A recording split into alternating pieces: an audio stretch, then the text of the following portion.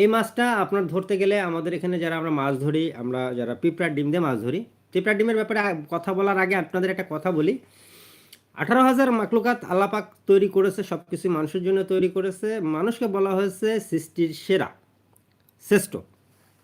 আর আমি যেহেতু সেরা জিনিসটা নিয়ে কাজ করি, সৃষ্টির সেরা জীব আমি নিজে, এবং আমি সেরা জিনিসগুলো নিয়ে কাজ করি। আপনাকে একটা কথা বলতে পারি যে পিঁপড়া আপনি কখনোই নিজ প্রয়োজন ছাড়া কখনো একটা পিঁপড়া মারবেন না। পিঁপড়া মারলে কিন্তু আপনার গুনাহ হবে, এবং অনেক ন্যায় নীতি বা ইউটিউব নীতি বলেন, নীতি বলেন, সব জায়গায় এই ব্যাপারে বলা আছে স্পষ্ট হারে যে অপ্রয়োজনে কোনো জীব হত্যা করা যাবে না।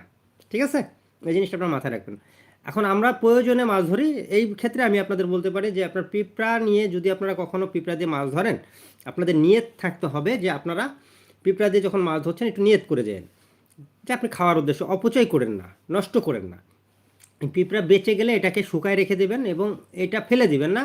আপনি টাকা দিয়ে ক্রয় করছেন, ফেলে দেওয়ার দরকার আছে না। আপনি বাসি পিঁপড়া ডিম দিয়ে হালকা মধু দিয়ে এবং হালকা ঘি দিয়ে যদি সাদা বন্ডটি সুন্দর করে চটকায় মাখাই নেন, আপনার গোল গোল করে যদি টোপটা করেন, এই লাল জাপানি মাছটা ধরতে আপনাদের জন্য সুবিধা হয়ে যাবেন। বা আমেরিকান মাছ যে চিন্তা করছেন, আমেরিকান, এটা ধরা আপনাদের জন্য সুবিধা হয়ে যাবে।